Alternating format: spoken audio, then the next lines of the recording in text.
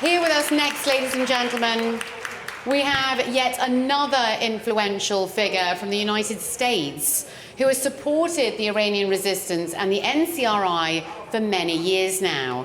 It's my utmost pleasure to invite Senator Joseph Lieberman, the Democratic Party's nominee for Vice President in 2000, to take the floor now. A very, very warm welcome.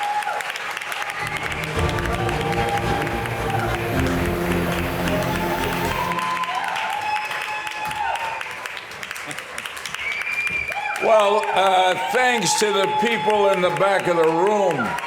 3.5 hours, and your energy and enthusiasm has not diminished. God bless you. Well, hasn't this been an extraordinarily strong, powerful, impressive, and inspiring 2023 Free Iran World Summit? Yes, it has. So we know that the tyrants in Tehran thought they could scare us from meeting here this year. They thought they could deny the permit for the rally in Paris, but they were wrong.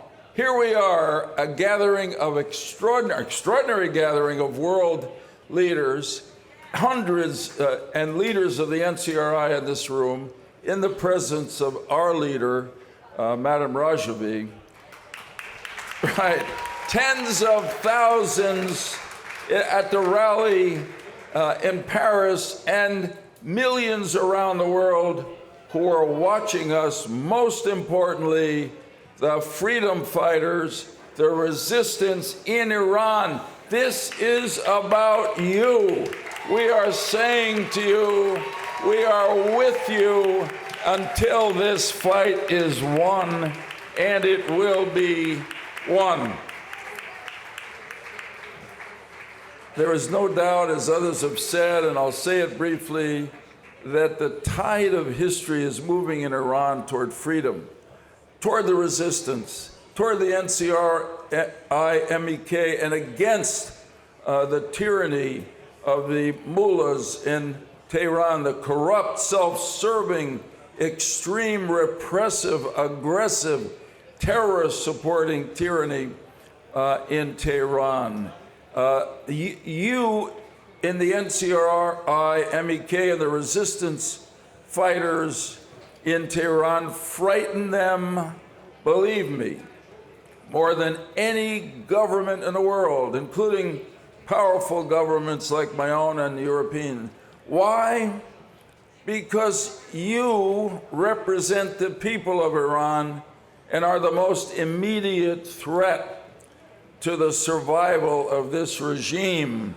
That is why they spend so much money attacking the NCRI, MEK, money that would be much better spent to improve the quality of life of the people in Iran.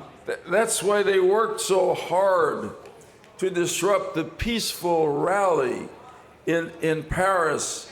That's why they have so threatened the government of Albania, which has been so admirably welcoming to the NCRI, MEK, in fulfillment of the noble national Albanian value of BESA, doers of good deeds, welcoming of those who need refuge.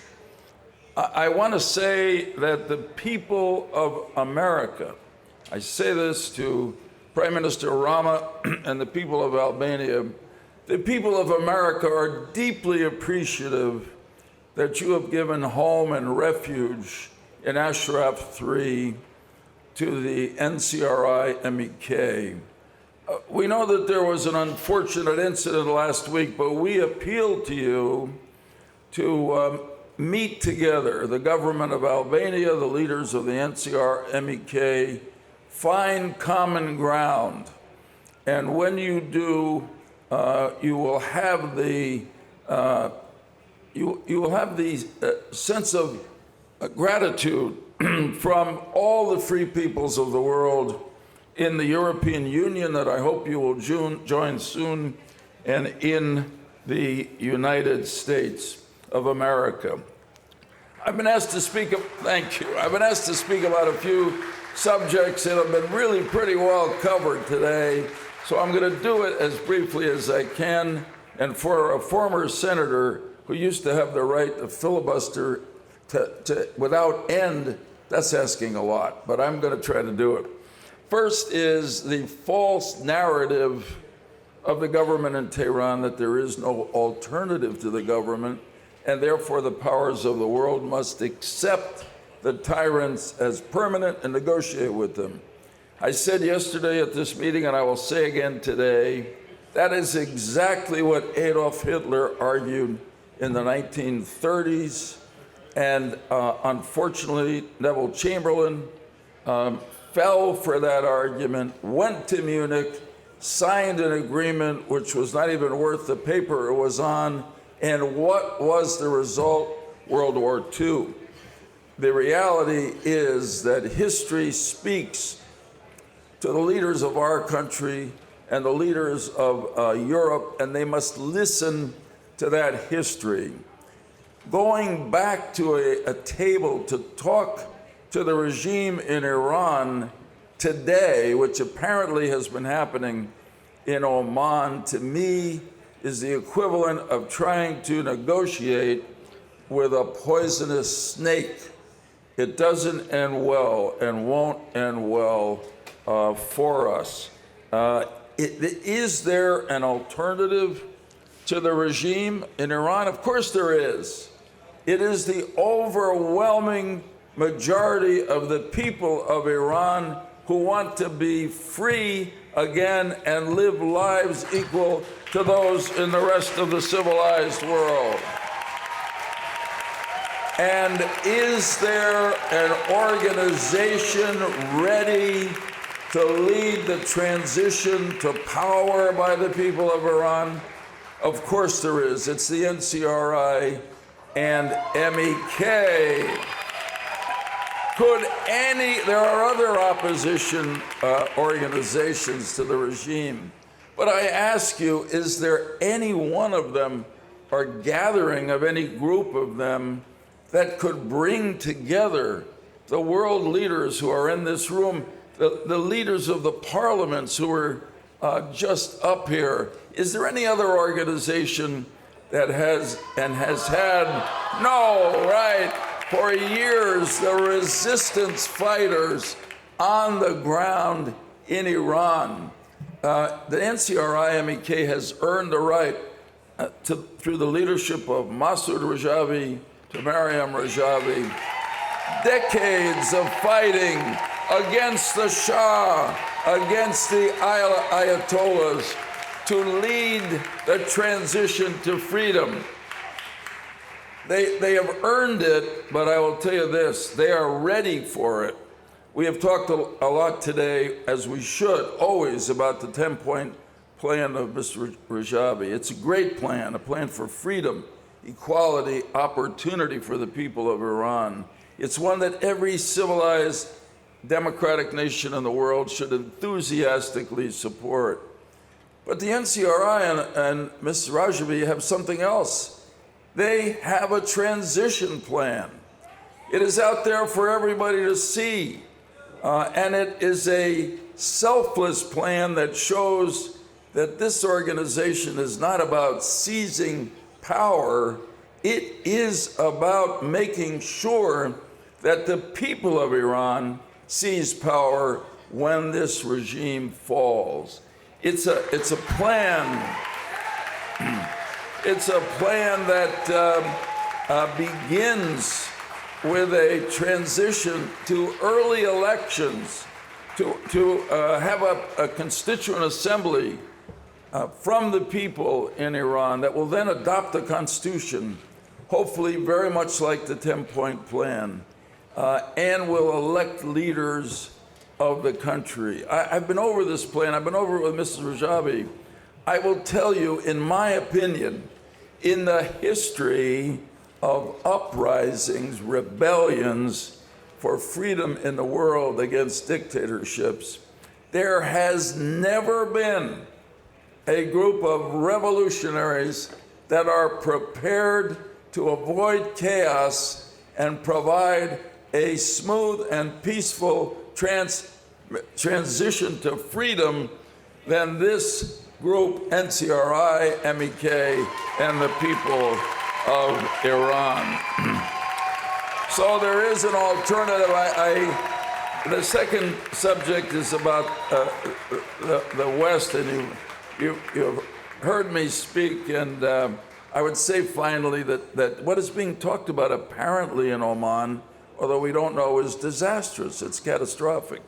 It's shocking that the U.S., I speak about my country, would go back to this after the various times we have made agreements with the tyrants in Tehran, and they have broken them.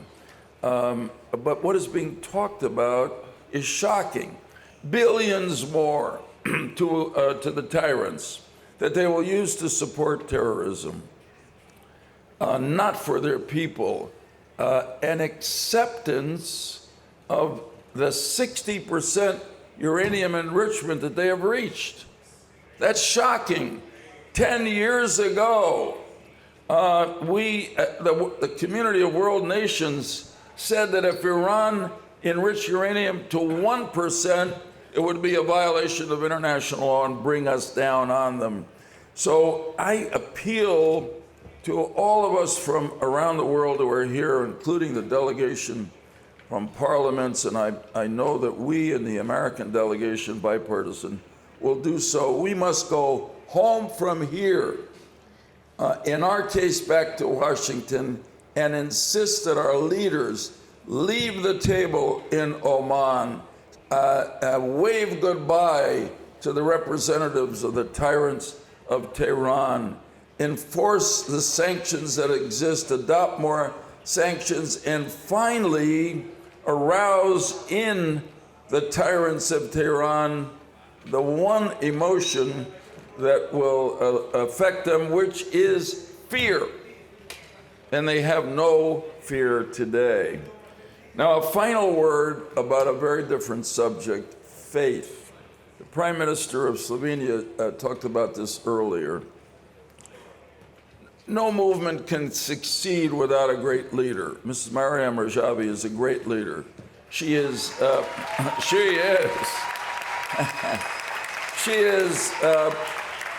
principled, persistent.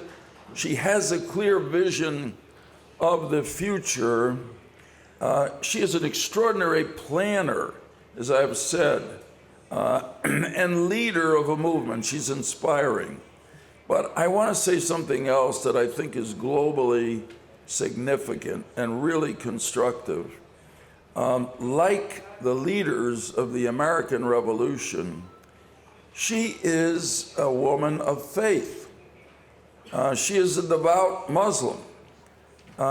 She has supported freedom of religion in the new Iran, but that doesn't mean freedom from religion. In fact, I would say, like the heroes of the American Revolution, her faith in God, her embrace of the values of Islam, give her the strength to go forward as she has and guide her in all the principles that she fights for. You know, some of the leaders, some of the leaders of the American Revolution had a slogan that they almost adopted as our national motto, which is, rebellion to tyrants is obedience to God. Rebellion to tyrants is obedience to God. And it was more than a slogan, as Mrs. Rajavi understands. It was based on the reality that if you believe in God, the Creator, then you believe that every individual is created in God's image. And as those who wrote the American Declaration of Independence said, there is the self-evident truth that every person is created equally by our Creator. and endowed with those rights of life, liberty, and the pursuit of happiness. So Mrs. Rajavi is a source of enormous light for this entire movement. Right. And in some sense, all of us take our candles, our lights of freedom, and light them from her here, throughout the world, and most importantly, in the resistance in Iran. The regime may think that they can snuff out those lights, as they thought they could stop us from meeting here in Paris this weekend. But they don't realize that the lights of freedom are eternal and always win, because the lights of freedom, for the reasons I've just stated, come from God. So I have no doubt about how this is going to end. It's going to end in a free Iran.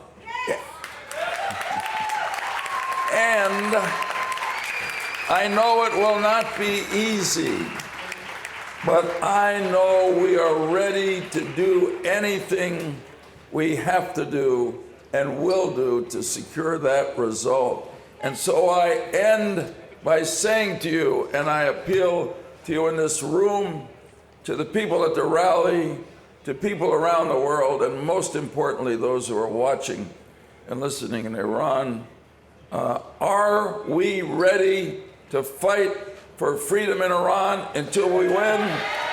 Yes. Hoser! Hoser! Hoser! Hoser! Thank you. God bless you.